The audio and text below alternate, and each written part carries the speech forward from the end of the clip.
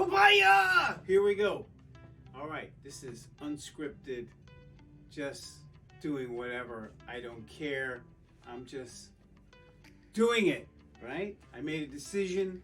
I'm taking action. I have no idea what I'm doing, but I'm just doing it. So that's the way it is, right? And that's really a lesson for everybody. First, you have to make a decision. Then you start working towards something. You take action, even though you don't know how, you don't know who, you don't know what, but you've got to take those actions and start learning from actions, right? You get the feedback loop going, right? So I just wanted to talk today about reinvention, right? That's kind of what my thing is that I have reinvented myself 9 times in my life. And, you know, reinvention is an actually interesting concept. For example, it's called reinvention because at one time we created ourselves, right? Our personality and who we were developed when we were children. But sometime along the way, we started choosing things we liked, things we didn't like, directions we went in. Maybe we were doing it out of obligation from other people who told us we had to go out and get a job, or we had to go out and do this thing, or you were expected to go get a college education. Many people are just doing things because that's what their parents did. They do the same things that their parents did. You worked at the post office all your life, Dad, so I'm going to go work for the post office all my life, right? Oftentimes people do what's easy, right? What's simple, what's in front of them, right? They know people, and those people suggest things, and because they can get an in certain situations, they go for that. That's your first time that you kind of invent yourself, right? And you start building from there. But at some point, hopefully all of us are going to take a look at what we're doing, what we like about what we're doing, what we enjoy about our lives, and what we don't. And the first step in doing this is you got to get really honest with yourself to ask yourself simply, what are you thinking and feeling? I know it sounds stupid in some senses, but oftentimes we're thinking and feeling things, but we're not really looking at them. We're not observing them. What we're doing is reacting to them.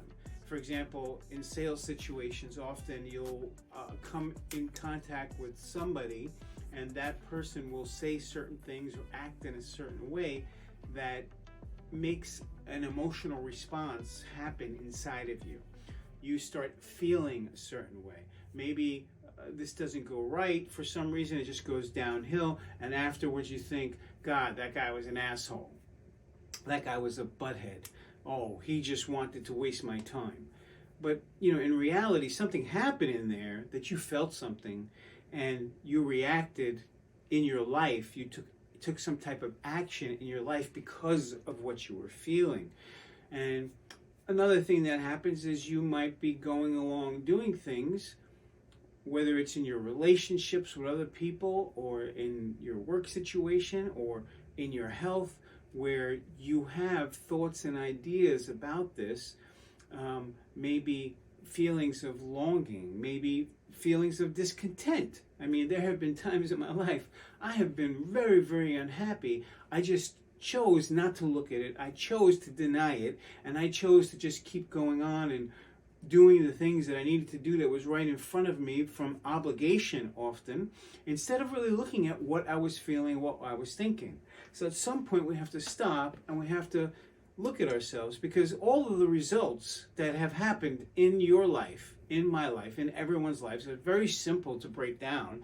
It all starts in thoughts, right? Because everything in the world has to be created at least twice, at a minimum, sometimes many more times, but at least twice, because you first think it and then you create it, right?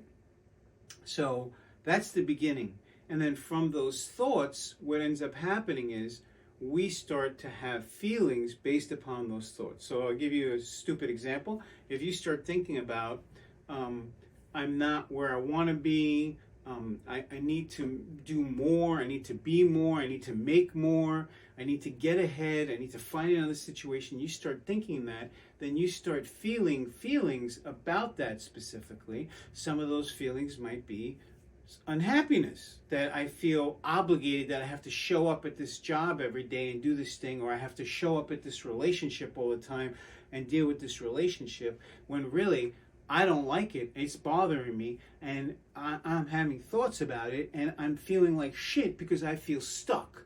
I feel messed up. I feel like I don't have any choice in the matter. Oftentimes these things lead to depression for people. People go through periods of depression. I'm not talking about necessarily clinical depression. I'm just saying that people go through, feeling blue about their lives and their things. Like me, I mentioned earlier, sometimes you just deny all this shit and you just keep going forward, doing what you're doing and not dealing with it. But at some point, we have to honor our own feelings. We have to honor our own discontent. Sometimes maybe it's just a longing. I mean, I've worked with a lot of people who are good people who have very good high level of skills, that are competent people, but they're in situations that are not really allowing their true skills and their true talents to be utilized in a correct way. Sometimes this can be very frustrating for people, right? So we have to take a look at our longing. What are we longing? What has been brewing inside of us? And we have to look at what do we feel discontent about? What are we not happy about? What is not really working in our life? What is causing us pain and suffering?